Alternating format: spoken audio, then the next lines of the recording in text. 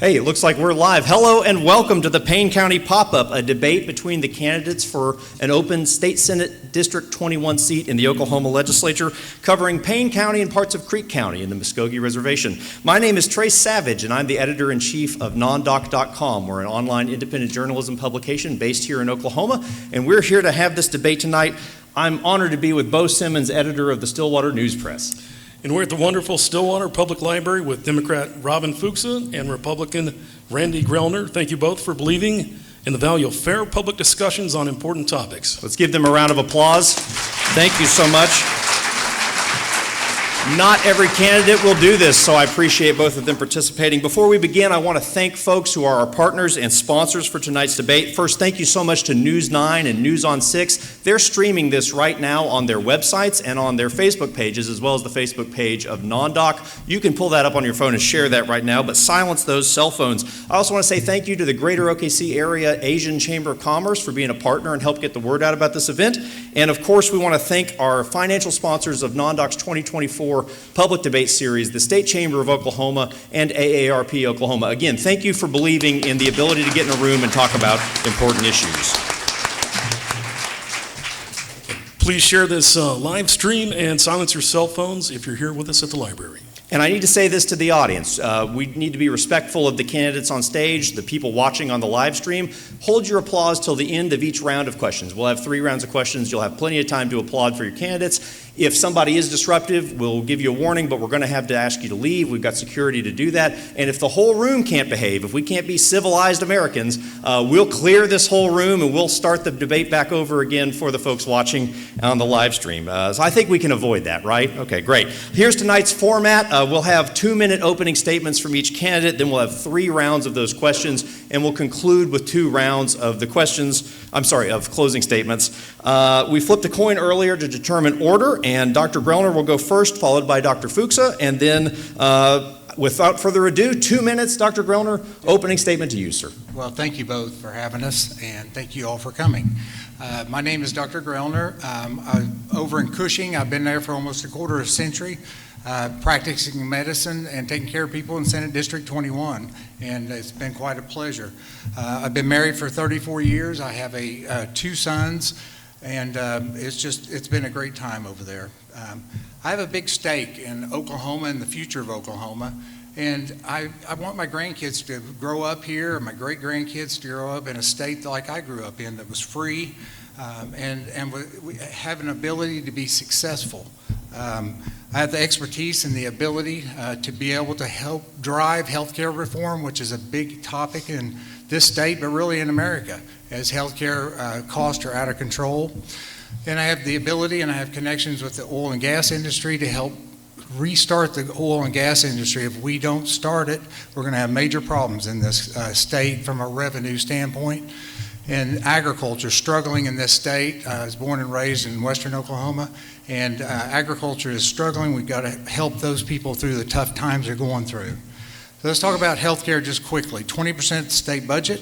There's a lot of waste, fraud, and abuse in it, and we need to pull that out. We know because we've had several audits, and we need to pull that out, transfer that into rural healthcare to help Stillwater, Manford, Cushing. And then mental health. We have major issues in mental health. And then we go to oil and gas industry. The key driver of economics in this state, we have to help the oil and gas industry, and we have to be innovative how we do it. And then last, agriculture. Born and raised with agricultural background, it's struggling now. We're going to lose our family farms. So these issues are important to voters. They're important to this state and to our survival and or success. So these are issues that are key and important to me. Thank you very much. Thank you so much, sir. 2 minutes, opening statement. Dr. Fuxa.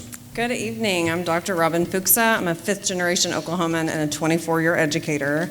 I grew up in Chandler, Oklahoma, just down the road on Route 66 there. And then just before my junior year of high school, my family and I moved to Seminole, Oklahoma, where I graduated as one of 28 graduates from Strother High School.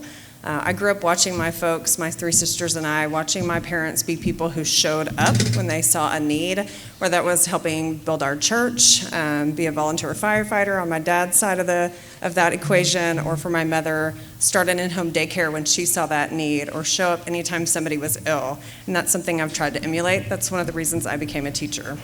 In my career, let me back up to my education. I was an elementary ed major at Oklahoma State University, go Pokes, and I am so proud to have gone on to teach in rural public schools, where at that time I also went on to earn my master's degree in literacy and school library media, and ultimately my PhD in education. After several years in public ed, I went on to prepare teachers for the last 15 years. And so that was such a joy to send teachers across the state of Oklahoma to do this important work. But it was also really frustrating to write more references than I cared to count of educators fleeing our state because of the conditions we'd made. I'm really proud of our family. My husband Barry and I have two amazing children. Emery is a freshman at Oklahoma State, busy doing band things on campus right now, so can't be here tonight. And Carver is a fifth grader here in Stillwater Public Schools. We're proud public ed parents, and one of the reasons I'm running is to support and protect our public schools. But as an educator, you also have a window into folks' lives. We've got to expand health access. We've got to make sure folks have childcare to get to work. We have to take legitimate steps around making sure veterans have the services they need. We need a real problem solver, not a partisan in this race.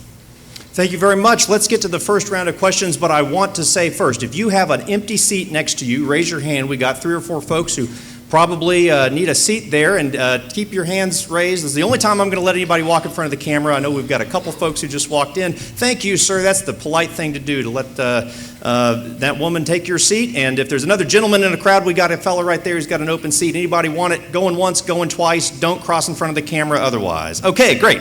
On to our first round of questions for the night. It's going to be titled, So You Want to Legislate. Each candidate will have 90 seconds to answer each question. We'll rotate who answers first, and we'll start alphabetically. Bo, you have the first question. Dr. Fuxa, what most qualifies you to serve in the Oklahoma legislature? What skill do you possess that will be helpful for your constituents? So I've spent the last couple of decades as an educator working with all kinds of Oklahomans and their families, building strong relationships. And I've also spent the better part of the last decade spending a lot of time at the Capitol doing advocacy work, not just during the walkout, but the entire time since then, advocating with policymakers in both parties, and ultimately moving forward with legislation like the Inspired to Teach scholarship that I helped draft to make sure we could get more educators in our classrooms. So I've been building those relationships at the Capitol. I've been doing this work for quite some time. It's just going to be a matter of getting in there and being able to cast my vote. I've been called upon as an expert in my field to provide testimony and interim studies, again, with both parties running those meetings, and I will continue to provide that expertise as an educator. This is a big focus for our state right now. We've got to fund our schools. We've got to hold Brian Walters accountable for the havoc he is wreaking, the misuse of our tax dollars that we see. We have to make certain that we are defending and protecting our public schools. They're the heart of our communities. They're the bedrock of democracy, and they're the access to the American dream for every child in our communities. They're also the way we keep a thriving economy in the state of Oklahoma. We will not have that without strong public ed. Okay, Dr. Grellner, same question to you. What most qualifies you to serve in the Oklahoma legislature? What skill do you possess that will be helpful for your constituents? Well, healthcare obviously would be a place where I'd have expertise. And in Cushing there, in 2014, we put together an urgent care that everybody said, that's nuts, the town's too small for it, but we did it for a reason. Cushing is an oil and gas town, a town that needs services, and they were spending $2,500 for a smashed finger at the ER, and so how do you meet the needs of the people? And that's the thing that I think we have to understand, is that our job is to serve, and our job is to meet those needs, and to come up with innovative solutions that help people.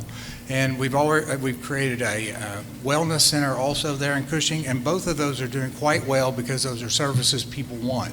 And they're a much cheaper way to provide access to people. I think the healthcare model we have right now with insurance, Medicare, those kind of things, it's going to be a long Titanic to try to turn this ship. But they're going to have to change. Financially, the country can't afford it. The last thing I would say is that when you look at education, and we have good education. We have good education in this state, but we are funding education. And I talked to a senator last night, said that we're funding it, right now we're number 2 in the region in funding. And last year was a treasure trove of the biggest raise, the largest raise ever for teachers. Do we need to do more? Absolutely. We all know that. But there's only so much the state can do and the state can afford before we raise taxes. That's your time, None of us Dr. can live Grellner. here. Thank you. Thank you very much, sir. And I've got the next question. It's a two-parter for Okay. you. We'll start with you. First, sir, what is the biggest issue specifically facing Senate District 21? And then second, what is the biggest issue facing the state of Oklahoma as a whole? Well, let's start with number 1 or number 2. Okay, facing the state of Oklahoma, the biggest thing is management. Okay, we're not a poor state. Oklahoma is not a poor state. We are a poorly managed state. And I can tell you that you look at audits Cindy Bird's done over the last several years, there is so much waste, fraud, and abuse that needs to be cored out of that. And then that money can be redirected to services like education, like health care, oil and gas stimulation, and we can build infrastructure. But it's embarrassing how much waste, fraud, and abuse is in this state. Let's go back to Senate District 21, health care access. Okay, it's terrible. When I started in medicine in 2001, we had 15 family doctors in Cushing. Stillwater was rolling, and everybody was just busy as they could be. And then you started seeing retirements. People started retiring. People started leaving, going to larger, communities. And our surgeons left, our OBGYNs left, and we shut down the OB floor, and we shut down the surgery floor, and things just kind of spiraled out of control. But healthcare is the issue. Rural healthcare is in tremendous strain, and infrastructure is falling apart, and we need to be able to shore that up. Thank you very much. We'll talk a little bit more about that. Ma'am, same question to you. 90 seconds. What is the biggest issue facing Senate District 21? What's the biggest issue facing the state of Oklahoma as a whole? So I talk to a lot of people on the doors, and there are 2 words that come out of folks' mouths when I ask, what are your hopes or concerns for the state? They say, my concern is Ryan Walters. All the time, almost every door. It's astonishing, except it's really not, because when we talk about waste, fraud, and abuse, he is the most glaring example in recent memory. So I don't know how a person who supported Ryan Walters, who uses the same partisan talking points, and who sent him a $1,000 check, can claim to be against waste, fraud, and abuse. So that's my number 1 concern. That's what I hear on the doors all the time. Further, we are $2,000 per child per year below the regional average on our public school funding. We are at the bottom of the region. There's no refuting that. Further, we have a 32% gap between what our teachers make and other bachelor's holders in the state of Oklahoma. So when we hear that song and dance about how it's just the cost of living, that is an absolute piece of disinformation used to harm our public schools. We have a teacher exodus with over 30,000 leaving the classroom over a 5-year period. They aren't coming back because of the conditions we've created, and we have to fix that. We made that through poor policy. We have to fix it through better policy. So that's number 2. That's, again, the 4th biggest gap in the country on that teacher pay penalty. That also doesn't get into our support staff. Those are the folks who make sure that children with special needs have their services met, that bus drivers get our kids to school. We are defunding our public schools and then blaming public schools for any woes that come from that. That's ridiculous. You said whoa right as the whoa sign went up. That was very poignant. Real quick, we've got our first toss-up question of the night. Either of you can answer first. We'll give you 60 seconds each, whoever wants to go first. One thing we know about 2025, when one of you is in the legislature, is Governor Kevin Stitt is going to push for an income tax cut again. He might want to eliminate the entire income tax in the state. Let's presume revenue projections are about the same as they have been for the last couple of years. Raise your hand or tell us yes or no. Would you vote for a 1/4 point income tax cut rate cut this spring? 1/4 point rate cut. Would you vote for that? 60 seconds, either of you. No. Why? Here's the reason. Oklahoma isn't fiscally sound without a steady stream of income for our state. But the bigger reason is that we are a low tax burden state. I don't think we need to raise taxes, but we also can't decimate our public services as we did from the period 2008 to 2018.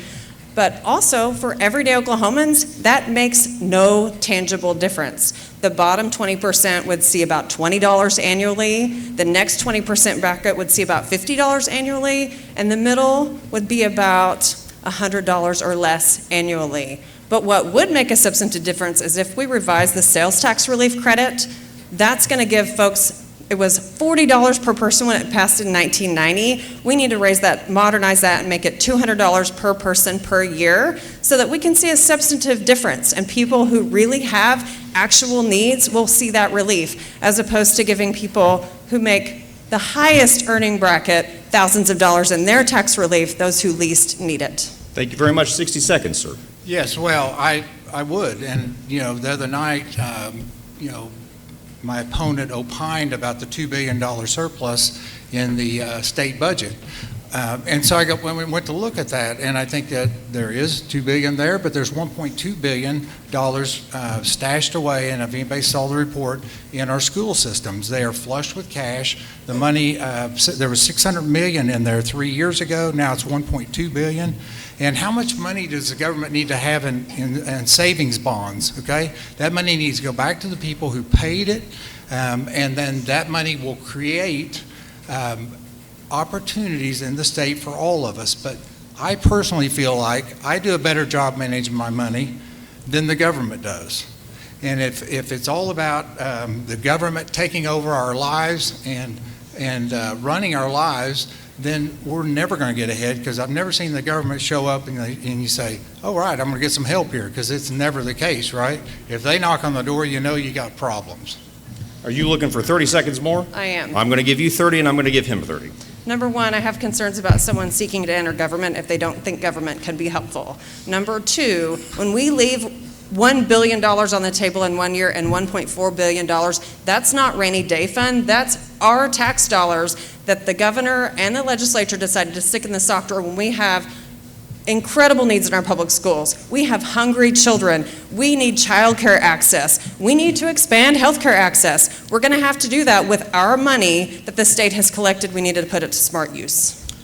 30 seconds to you, sir.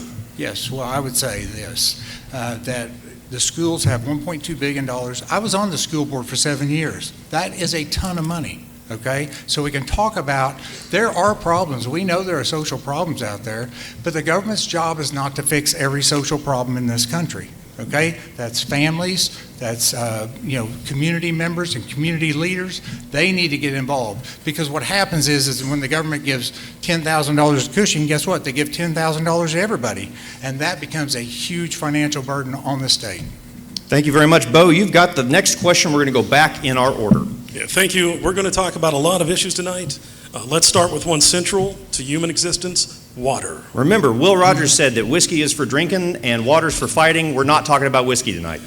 That's right. Okay. Dr. Fuxa, this question will start with you. In the past 10 years, we've lived through 2 droughts worse than the Dust Bowl. Between the droughts and additional population growth, the state's Water 2060 plan has already proven inadequate. What does this state need to do to address water policy for municipalities, rural water districts, and farmers? We're going to have to make smart choices about how we partner together to meet our drinking water needs, to meet our agricultural water needs, and to make sure that we can sustain the agriculture that my opponent claims is so important. But while we talk about, and it is very important, we feed the nation in the state of Oklahoma. Let me be very clear about that. My husband owns a family farm. My grandfather was in oil and gas. Let's not try to do that. Okay, but agriculture feeds the country. And when Oklahoma tells our farmers that we're not going to take federal funds, that's how they get drought relief. That's how they get relief when crops fail. That's how they get crop replacement when we have a tornado or disease. So that's what we have to do to help our farmers. He had mentioned last time that he was potentially going to be able to supplant federal funds. How do we get the $13 billion from 1995 to 2023 plus that Oklahoma farmers had to accept because of crop failure? We're going to have to make sure that we accept those federal funds, because my opponent would either end up raising our taxes or telling farmers good luck. Dr. Grellner, what does this state need to do to address water policy for municipalities, rural water districts, and farmers? Yeah, well, there is a program right now down around Altus that there's been a grant for $25 million to get water down into that reservoir down around Altus. But let's talk about groundwater, okay? That's the problem. We're pumping too much groundwater. We haven't had enough rain, and so we're not refilling these aquifers. We have a business out in western Oklahoma that does pump water for drinking and those kind of things for people. And it's a great business, but you have to go in and do hydrological surveys before you pull this water out to make sure you don't leave your neighbor dry, and you're doing the right thing. So there's only a certain amount of water, but it is a private property right, okay? And we need to understand that when you buy surface, you have the oil possibly, the gas underneath, and then you also have the water rights to that area. And we cannot be just impugning, taking people's property rights. So Oklahoma State is starting a new program, which will actually be state of the art, and this program has a groundwater reclamation program with it. It's going to start this fall.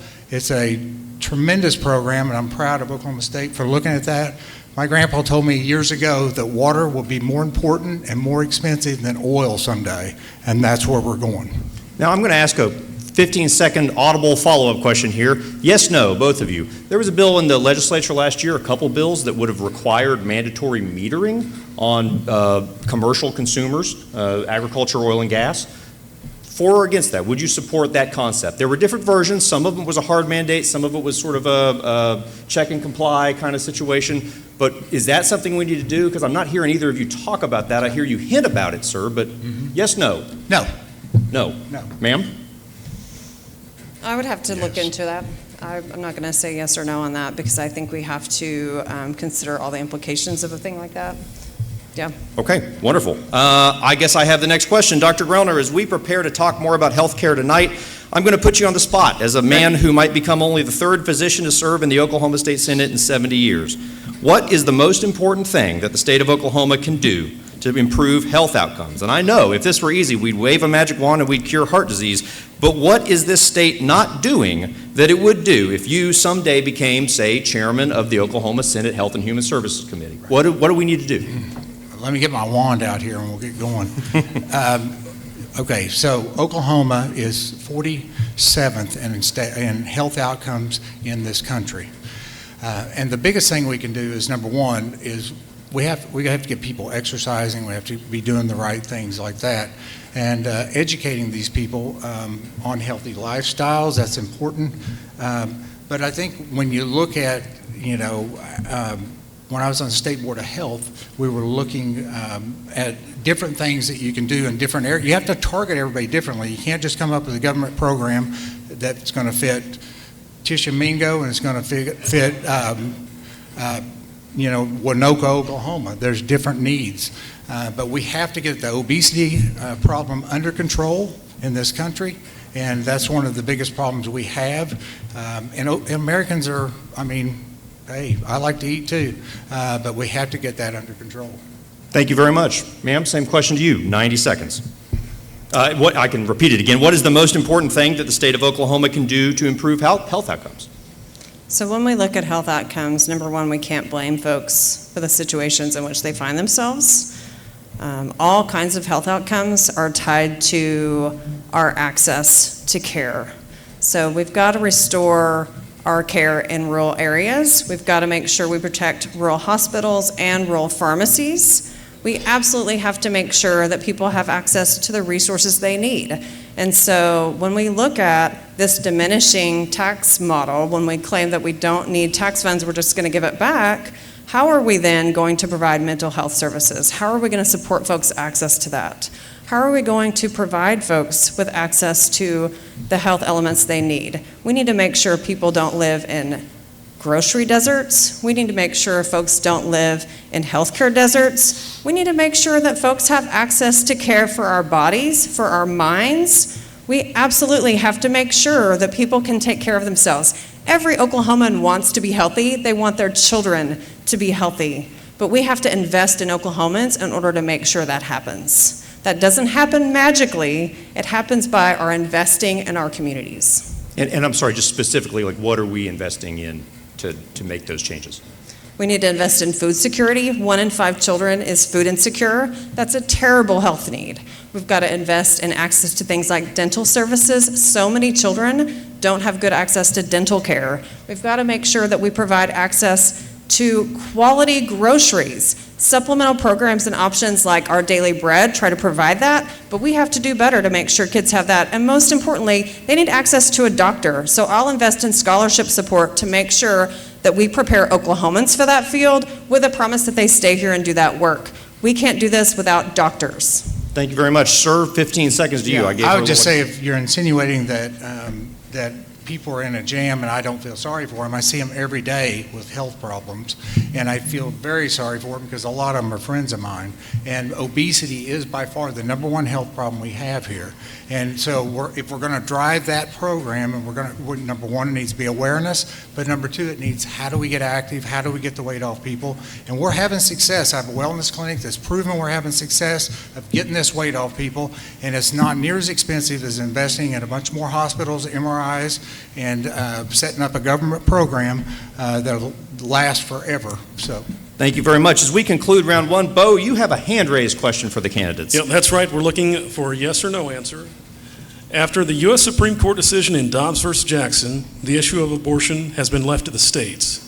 Here in Oklahoma, abortion is illegal except for in instances where the life of the mother is in jeopardy. Please raise your hand if you believe Oklahoma should have a statewide vote on making abortion services legal to a greater extent. And why is that? 60 seconds. We have to make sure that women have access to care. 70% of Oklahoma OBGYNs are considering leaving the state because of this inability to provide care for their patients. My opponent at a city elders event that is a Christian nationalist group that works to put people in government in order to impose religion on them, a very distorted version of Christianity, bragged about denying care to a woman who was begging for it when she had a pregnancy that was not viable, and he, quote, said, it's not going to make it. But he insisted that she carry that to term against her wishes when she was begging for care that endangers her well-being, her health, her life. And his concern was imposing his extremism on his patient. I will trust Oklahoma families when they're in crisis. I will not try to impose a decision from the government on that situation, on a family in need. I can't imagine what I would have done in that horrible situation, but I can guarantee I'll trust families to make that call. Dr. Grellner, I'll let you respond to the personal part of that before we get to that. She doesn't know the rest of the story. I followed up with that lady 6 years ago, and she thanked me for taking this child to term that had a medical illness. She's got closure, and she got to see the baby alive when it was born, okay, and got to spend 24 hours with this baby that she had carried for 9 months. So I don't think that's irrational. Okay, and would you support a statewide vote that would make abortion services legal to a greater extent? I think if the state wants to do that, that's fine. I would not personally support it, and so I believe that life begins at conception, and that you have the DNA from the mother, the father, and then you have a separate entity that is its own entity and own DNA, and that the Constitution kicks in at that point in time, and we have to protect it for life, liberty, and the pursuit of happiness. Thank you very much. That's the end of round 1. We're right about on time. Give them a round of applause.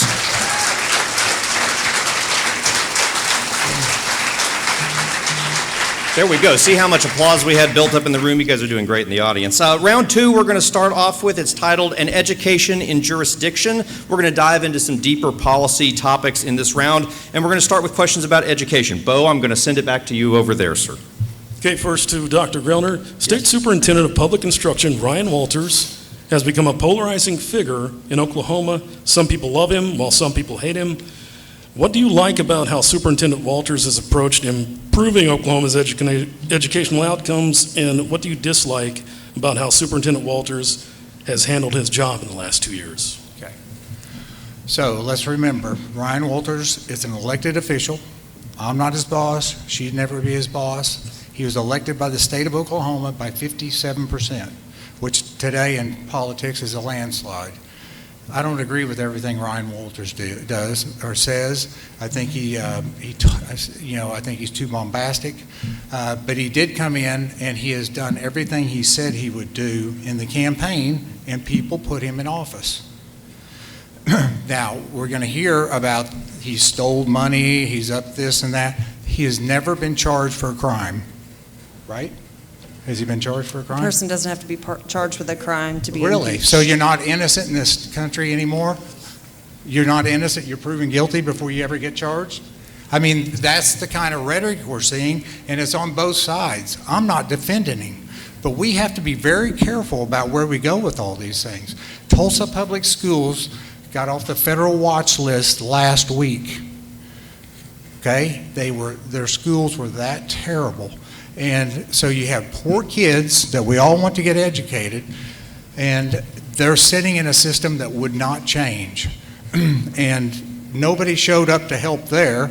Everybody sit and watch those kids over the last several years fall farther behind. And I would have to agree that one thing he has done is he took that on and he's made improvement there. That's your time, sir. Dr. Fuxa.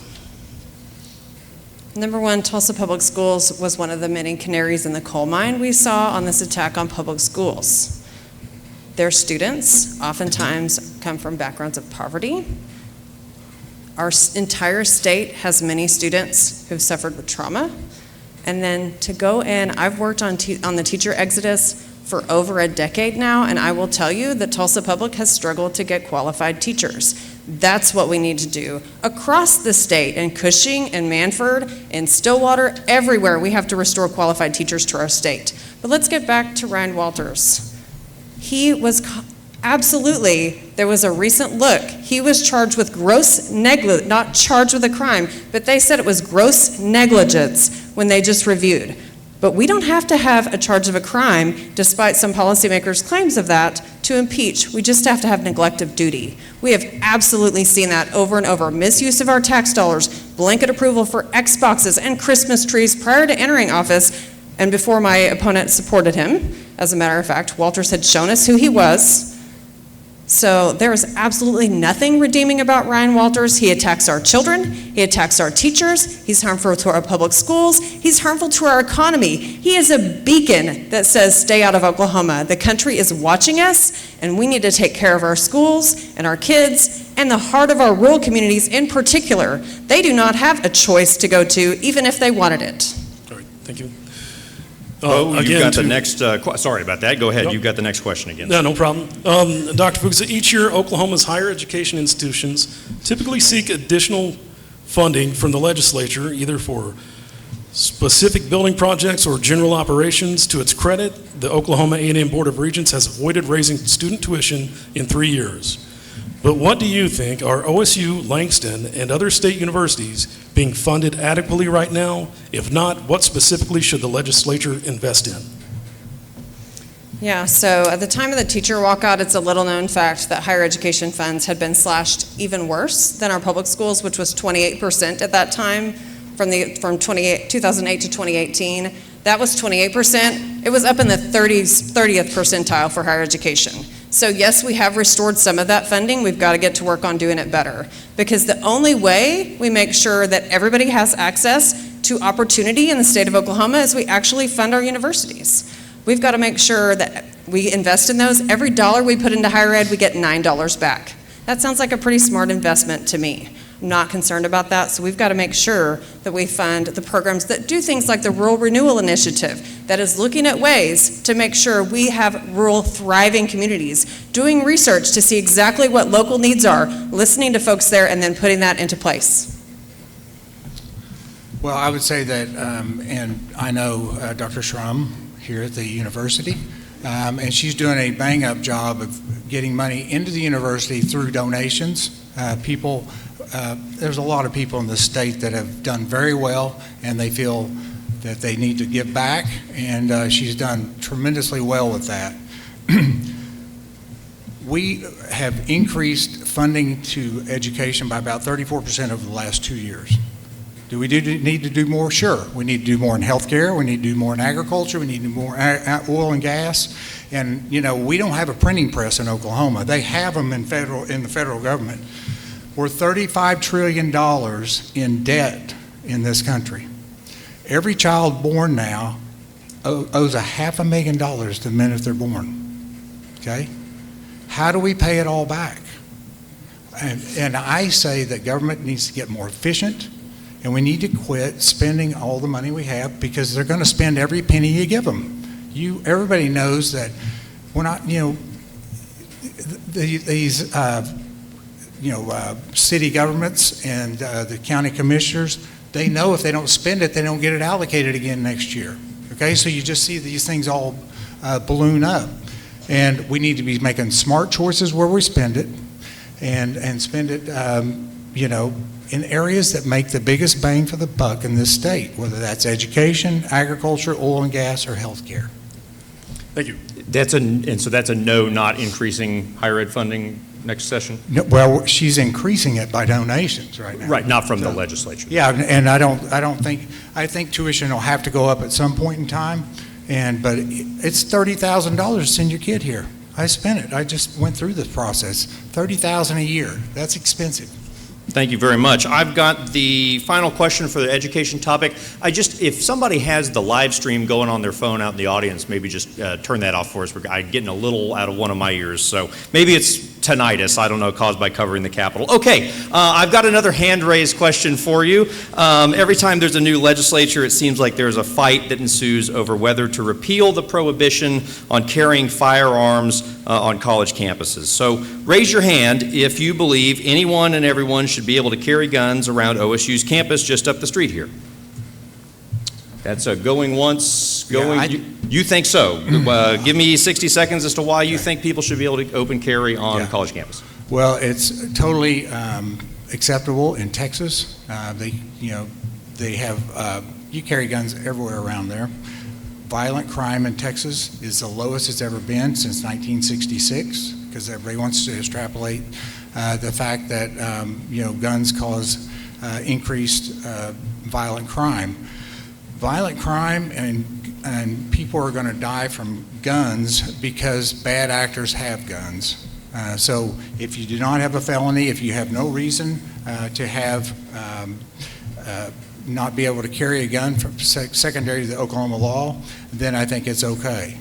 I would not carry one personally. I think it's it's just, for me, it's not a good look, But I think that we need to, the Second Amendment's there for a reason. It's there to be able to protect yourself. And the society we're living in today, we don't know who's coming in or going at any point in time. Thank you very much. 60 seconds. You said no. I did. I grew up in a gun-owning family. I've hunted. My son just got his first deer. I respect the Second Amendment. But we know that guns on campus increases the likelihood of deaths on campus. When I sat down to talk with the chief of police, when I've talked with law enforcement officers across levels of that, they're also asserting that we do not need guns on campus. It is actively harmful when someone totes a gun on campus. We should not be waiting until something happens to respond, but that's the position it puts law enforcement in, who were, by the way, against many of the measures that we have right now. Law enforcement were against our open carry measure that Mary Fallin vetoed and then Governor Stitt supported.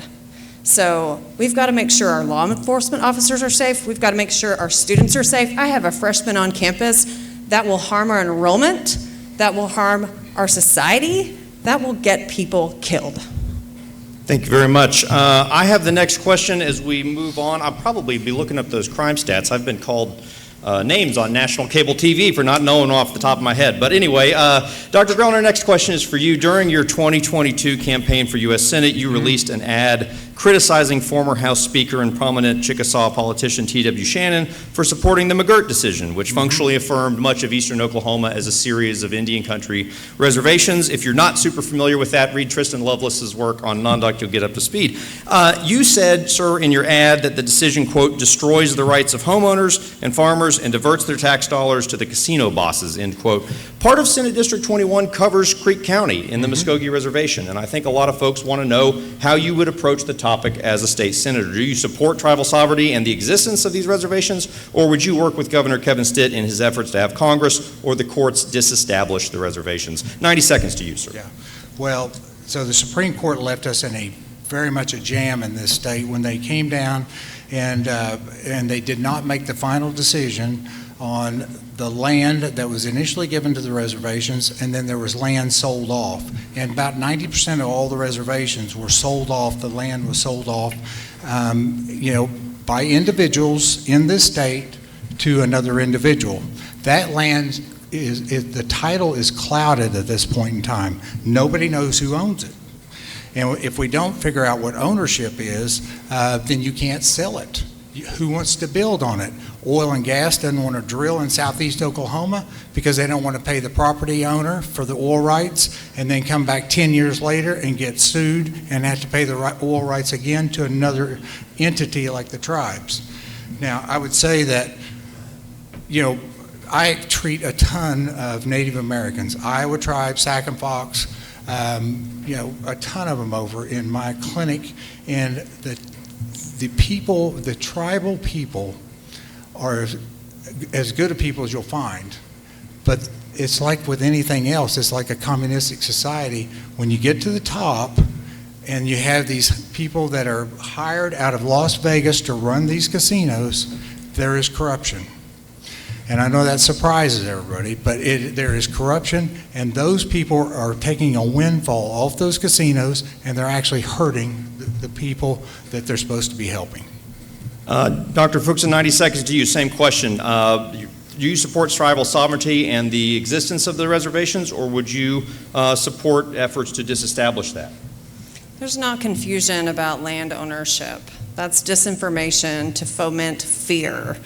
Our tribal sovereignty is absolutely essential in Oklahoma. We can work together, and we do. We see many great examples of that. The Cherokee Nation and Oklahoma State have formed a partnership to work to provide rural doctors for our state. The Cherokee Nation also leased land to a school district for $1 per year for 30 years so they could build their school. It's ridiculous, this antagonism that we see from the governor and many in our legislature, and I will continue to respect tribal sovereignty when I'm in office. I had the opportunity to work with the Pawnee Nation a great deal when I taught over there. This idea that there's some kind of threat through respecting the United States promises that it's made is absurd, and it's really problematic. Thank you very much. I've got the next question. I'll start with you. Similar topic. One case pending before the Oklahoma Supreme Court is that of Alicia Strobel, a Muskogee citizen who lives in reservation boundaries and earns money through her tribe. With amicus briefs filed in support by each of the 5 tribes, Strobel has argued that the state code and federal precedent clearly means she is exempt from paying state income tax on money earned from her tribe. Now, again, that's a long setup for this question, but if the Supreme Court ultimately agrees with Ms. Strobel, do you believe it would be fair for most tribal citizens and all non-tribal citizens to pay state income tax while some tribal citizens would not? Or would you support eliminating the state income tax to ensure even application of taxation? 90 seconds to you. Dr. Fuxa. I don't support eliminating the state tax, but I also recognize that we need to respect our tribal sovereignty. So when we look at this question, we've got to make sure that we look carefully at that. So for me, we live in both spaces. Everybody in the state of Oklahoma needs to pay taxes to the state of Oklahoma. I think that's pretty straightforward. We work together, and we will all continue to do that. So you oppose the legal position of Ms. Strobel and the tribes in the idea that folks would be exempt? So I think it's a question we should look at. I think that it's potential that we could maybe form a compact that would address that need for the state. But I'm not fully committed to the notion that one would be exempt fully from tax to the state. Thank you very much. Dr. Grellner, same question to you, sir. Yeah. Well, one thing that happened is we got off the wrong foot. I mean, Governor Stitt has really taken it to the tribes, and it's unacceptable. The rhetoric has to stop, and everybody has to sit down in a room and have to figure this thing out. But right now, if you agree with McGirt, I mean, and you agree that, we shouldn't worry about property rights, then we're not going to get taxes out of them. That's just plain and simple, and the Supreme Court most likely will turn that down. When they go up and down the interstates that we all pay for, they don't pay tollway fees, they don't pay excise tax on their cars. And if we want it that way, that's fine, but that comes at a cost. And if we're in Oklahoma, we're all Oklahomans. We're Oklahoma citizens, we're United States citizens, and they also are tribal members. And I think that's great.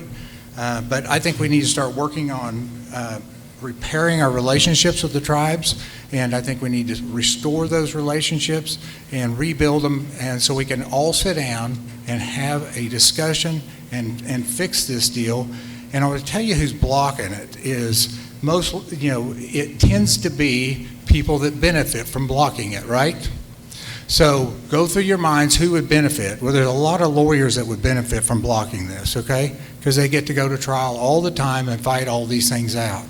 But right now we're stuck with a deal in Tulsa where if you run a red light and kill somebody that's at Oklahoma but not a tribal member, you have no penalties. You go down the road and you're let off the hook, and that won't work for a society. The rules need to be the same. Yeah, I just want to clarify real quick. Tribes and the federal government still have authority to prosecute a tribal citizen within the reservation.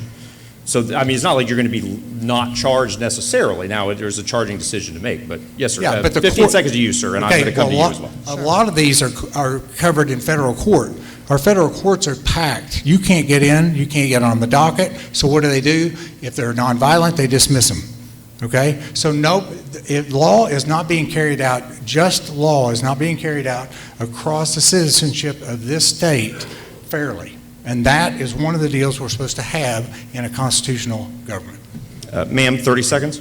We've already made enormous progress on making sure that there's that collaboration between the federal government and tribal nations. It's ridiculous to claim that we can't have justice and respect tribal sovereignty. That's really problematic. We see that already happening. Number two, our tribal nations contribute staggering amounts of money to the Oklahoma economy. We have incredible contributions in health, education, tons of services we see provided. Those partnerships can be much stronger if we're not sitting in antagonism and trying to blame our tribal nations for anything that might be wrong. Yeah. Yes, sir. 15. So basically, if they pay enough, we don't care if they follow the rules. That's what I'm hearing. And I'm going to tell you right now, the law ought to be the law across the land. It has to be something that we stand up for and is done right. I'm not mad at them. We need to have better tribal relations. I just said that. But the fact of the matter is you cannot have two standards and that's what we're doing on the federal level. Trump gets thrown in jail and Hillary gets off, which you contributed to. I'm going to go 15 seconds. Dr. Fuxa, there was something said about your campaign. We'll talk about the federal politics in just a second. Give me just a second. 15 seconds to you. There's absolutely no reason why prosecutions can't happen. They are happening. When a crime is committed, folks are charged, justice is executed.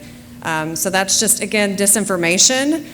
This notion of pointing toward federal politics as a way to try to incite strong feelings has nothing to do with the state of Oklahoma, and it's a tactic. Thank you very much. I think we can conclude round two. Thank you so much. Give them a round of applause.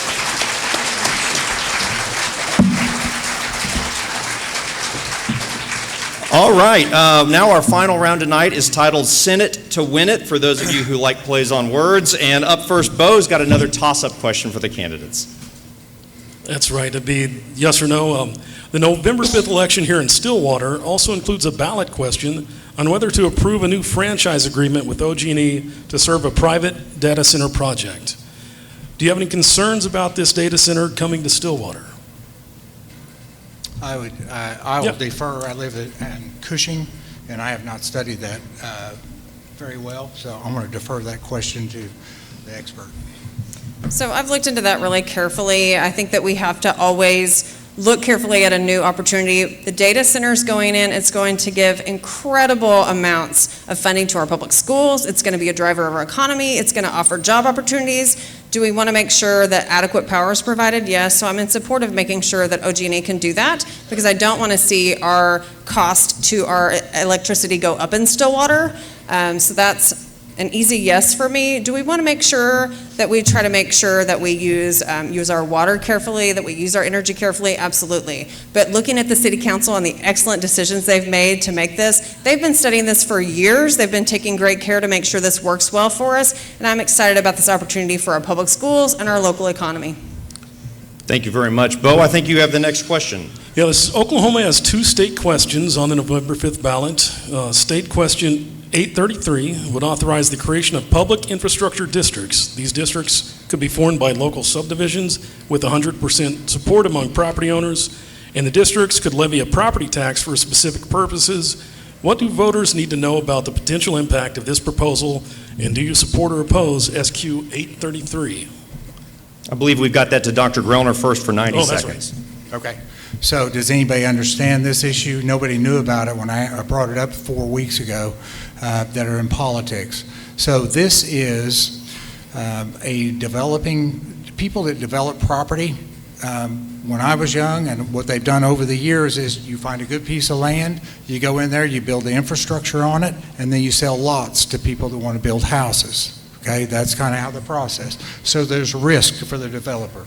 Okay, and so what happens with this is that you take a piece of property that the city council or a municipality picks out, and this land, wherever it's at, if everybody agrees, all the landowners agree in it, then they can call this it's a PID, but it's a district, and they can put a millage on it. Okay, and just like your schools, they'll put a millage on it, and you'll pay that over 15 years, 20 years, just like schools when we build new schools. The problem with that is it's not tracked always to the county's tax office. So if you sell a house that's on a PID, they may not know that they're going to get another $700 tax bill every year or a $2,000 tax bill. So there's no transparency. And the other thing is, this bill is written, it is very vague. So the legislature is going to put whatever they want on, so the developer ends up getting a better deal. I think that it's too risky. It needs to be rewritten and brought back. Okay, so just to be clear, you'd say a no. You would vote no on that state question? Yeah, it'd be no. Yeah, Dr. Fuxa, same to you. Do you need me to repeat that question? No, thank you. So the issue with this particular state question is that it can have one person who's the landowner. If I had the money, could buy a section of land and say, you know what, I'm the one owner in this property, and so my infrastructure that I want to put in is a swimming pool and a tennis court, and I want to make sure that we have, you know, maybe a cool water slide and those kinds of things that are luxuries. That would drive up the property taxes in that place. So it would be lucrative for me as that landowner when I sell that property and develop it and let folks buy homes there. But the problem is, that's going to drive folks away from things like school bonds and the things that we need for public supports. When we look at city needs and really want to look at building our city's infrastructure, those folks are going to say, wait a minute, my property tax is already too high because the developer put in a swimming pool and tennis courts and those kinds of things. And so I'm actively against this because it's going to end up putting folks in a position of paying higher taxes while building luxuries potentially that won't benefit the greater community. Thank you very much. I've got the next question for you, ma'am. I'll start with you. You're both going to get the question. As we hinted at, November 5th, there's also a little presidential election on the ballot that you'll get to cast a vote for. Quick show of hands, is it safe to say that both of you are voting for the person, your party's ticket? Is that correct? That'd be correct. Okay, all right. We got something that they're on the same way about it.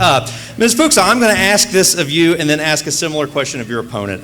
How do you respond to voters who you might meet who have concerns that maybe they think Vice President Kamala Harris has been ineffective in public office on topics like the U.S. border security, or that she comes off as an insincere politician? We hear that. What do you say to folks who might feel that way, maybe if they're Republican? I say that I'm focused on state issues for Oklahoma. That's what I've been working on for more than 20 years. I'm looking at funding our public schools. I'm looking at making sure we expand health access. I'm looking at the needs of Oklahomans, like childcare access so folks can go to work. I'm making sure that we expand veteran services. My dad served in Vietnam. His dad served in the Battle of the Bulge. So I'm looking at state issues. Support whom you want at the national level. I'll support my person, but I'm going to make sure that I serve Oklahoma. I'm going to be a state policymaker, and that's what I'm preparing to do. Dr. Grellner, let me ask you a very similar question. How do you respond if you meet voters who say they have concerns that former President Donald Trump supported the January 6th insurrection, improperly took classified documents from the White House, and is maybe more focused on name-calling than uniting a divided country? What do you say when we hear things like that about former President Trump? Well, he does do a lot of name-calling, and it's unacceptable. I don't agree with it. It's dehumanizing to other people, and I don't play that game. I think that when you look at the two choices we have, they're both imperfect. And as I am, as everybody here, I tend to think we're all imperfect.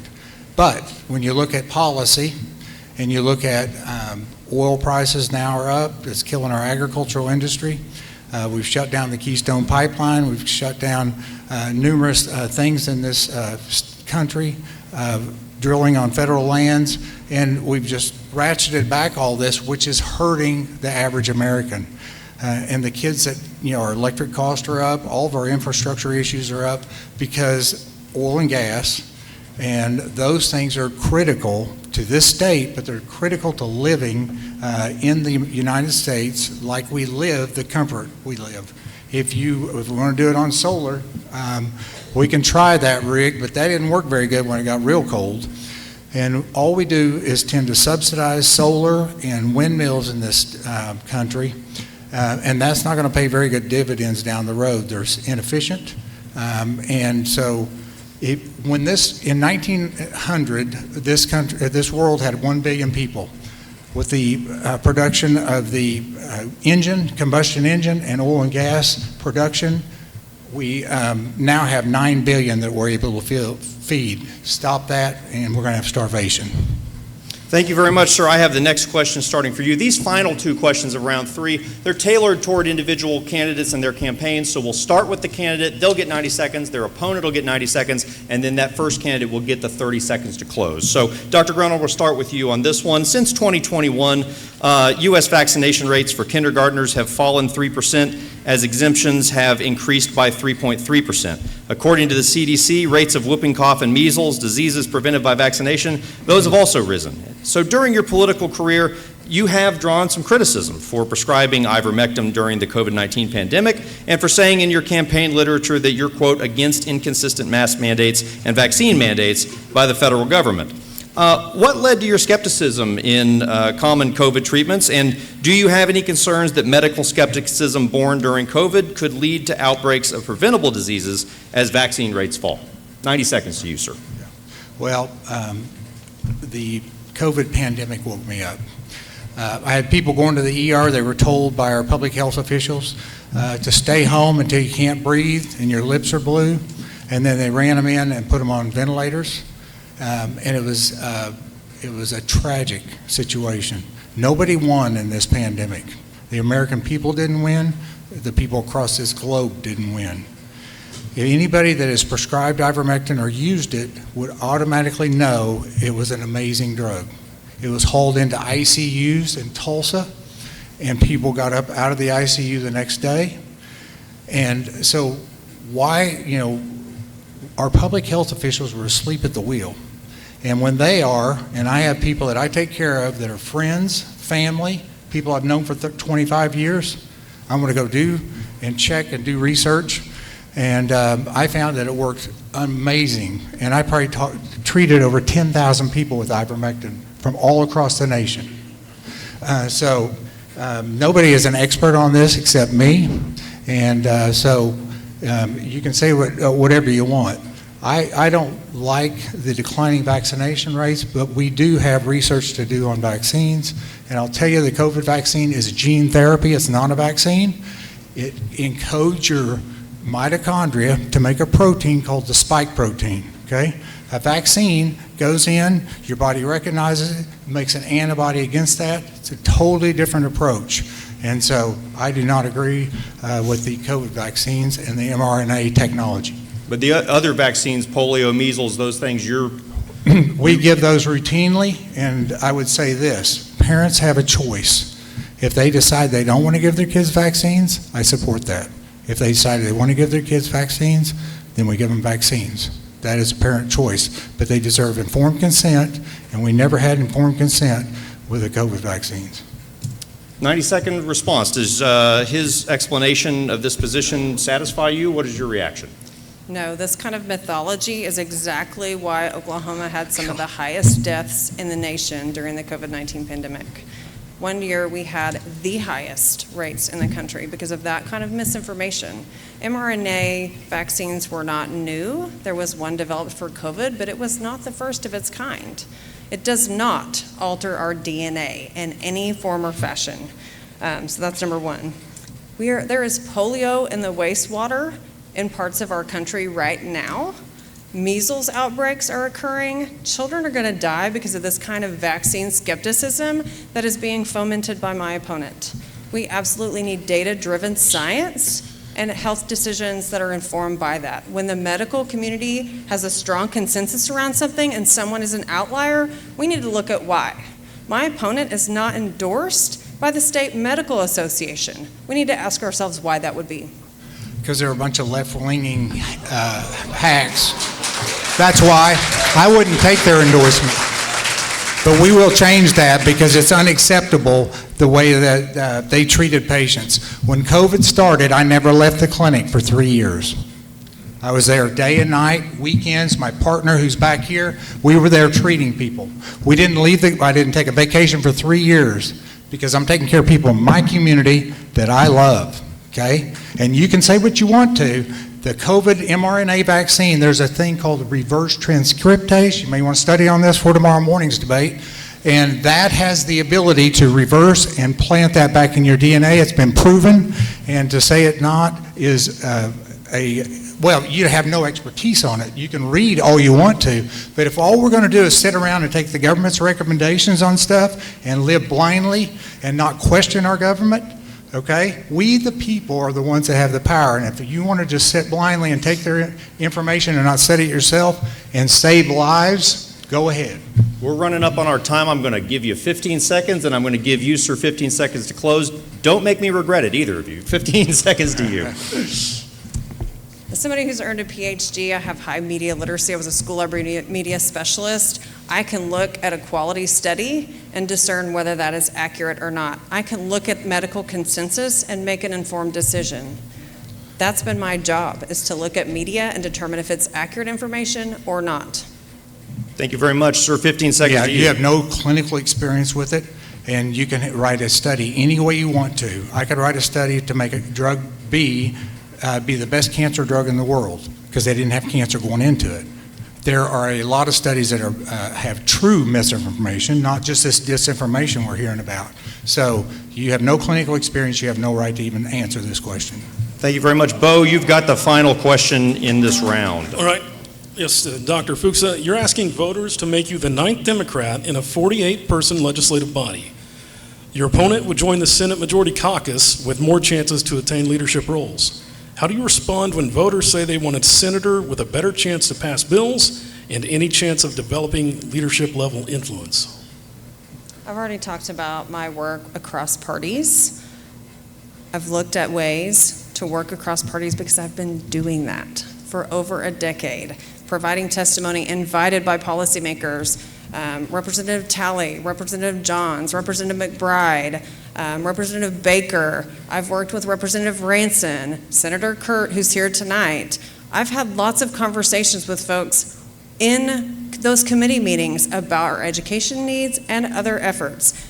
Senator Ranson, of course, back there. I think I said your name. I don't know. I just want to make sure I gave you the shout out. I've been building those skills for a long time. I can collaborate across what we need to get to work with folks to get things done. We already moved forward the Inspired to Teach scholarship. That was a big win when I'm not even in office yet. So I'm really excited to see what I can do when I get in there. I'm a strong collaborator as an educator. That's been a skill I've been building for my entire career. My opponent says that he woke up in 2020. This is a skill that takes some time to build. I've been building those relationships for quite some time, and I look forward to continuing that work. Dr. Grellner, what advantages could Senate District 21 residents see by electing a member to the majority caucus? Well, you'll have no representation if you put a minority in there. From the standpoint of they're going to stop her bills. They're not going to. You'll have no representation in this district, and I think I can represent this district. I think my values are very similar with the values of this district, and I think that that I am a great choice for Senate District 21. 30-second response to you. So one of the reasons I'm running is after having provided that evidence for what we need to do in education, we see party line votes over and over and over again. One of the benefits of being in the minority caucus is I will not be pressured. When we saw the school voucher bill go through, which provides $700 million to private schools with no oversight and lesser outcomes, they went from person to person and pressured individuals, keeping the vote open for hours the first time because they have control over their own party. Unfortunately, I'll be able to do what I need to do to serve the community. Thank you very much. That's the end of round 3. Give them both a round of applause. Thank you all. We're right about on time, and we're going to go to our closing statements. They'll each have 2 minutes, and just in the same order we went in before for opening statements, Dr. Grellner, 2 minutes to close to you. Okay. I did that right, didn't I? Yes. Yeah, okay. that's correct. Okay, I think I'm that's sorry. correct. It's been a long hour. We've heard 2 different visions tonight of really 2 people that really want to do a good job for Senate District 21. I don't doubt her authenticity in that. I doubt her qualifications. You've heard my opponent would like the government to have more power over your lives. I want government to have less power over your lives. I don't think they should determine what you do to your children. I don't think they should determine what any of the things that they want to regulate at this point in time. When I was raised, it was a free country, and I think we deserve to go back to that. I want to govern, when you think about any of the issues we talked about tonight, it's always been about more money, okay? And so it's, health care, I want to increase your taxes and grow government. Education, we're going to increase your taxes and grow government. And agriculture, we've got a problem. We're going to increase taxes and give it out to the farmers. Oil and gas, increase taxes, give it out, increase taxes and grow government. That's not the way this country wants to go and this district wants to go. This district wants government to get out of their lives, and they want to go paying the taxes that we're paying. Our ad valorem tax are killing us. Our personal and property taxes are killing us, and our state income tax are killing growth in this state. And so I think that Oklahomans, for the most part, are independent thinkers and they can solve it on their own. There are obviously times when the government needs to get involved, but it doesn't need to be at every time that we raise taxes and pay for another government program. So that is my deal. I served in this district for 23 years, serving the people with a true heart and with somebody that really cared about the people I've taken care of, and I will continue to practice medicine in this district. I've been trusted by a lot of people, and there's been a lot of things said about me that I'm radical and mailers going out, and if radical is believing in the Second Amendment, the First Amendment, I'm guilty. If you want a better future for Oklahoma, get out and vote on November 5th, and to send Dr. Randy Grellner to the State Senate, stat.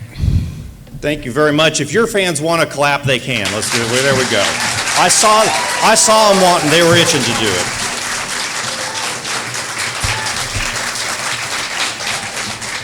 Two-minute closing statement. Dr. Fuxa closes out tonight. So as I said before, I'm a 5th-generation Oklahoman. Both of my grandfathers worked in oil and gas. Most of my mom's family, some of whom are my donors, still work in that industry. 2 of my brothers-in-law are ranchers. My husband, as I said, owns a family farm that's been passed down for generations. I'm really proud of that for Oklahoma, but we're too often faced with false dichotomies. We can support those ways of life and fund our public schools, and make sure that food insecure children have their needs met. I am so tired of Oklahoma making choices that actively harm our citizens. We need people who show up to serve. If you fundamentally do not believe that government can do any good, you should not enter it. We've seen systematic defunding of our public schools, support for folks like Ryan Walters, who is the poster child for fraud, waste, and abuse. We've got to hold him accountable. We've got to fund our schools. We've got to expand health access. We've got to make sure folks have child care. We have work to do in Oklahoma, and I'm ready to do it. I've knocked thousands of doors across this district, talking to and listening to people, and I was accused of partisanship the last time we met for criticizing Ryan Walters. If my opponent had been talking with folks, he'd know that's the #1 concern across parties in the state of Oklahoma. He is actively harming us. We need to get him out of office. We need to serve our communities. Thank you very much. That concludes tonight's debate. Thank you to everybody for being here. You were a great crowd. Thank you to Non-Docs Debate Series, sponsors, the State Chamber of Oklahoma, AARP. Thank you, as always, to News 9 and News on 6 for being great partners. Thanks to all the other media. Have a great night. Vote on November 5th. Thank you so much. Thank you.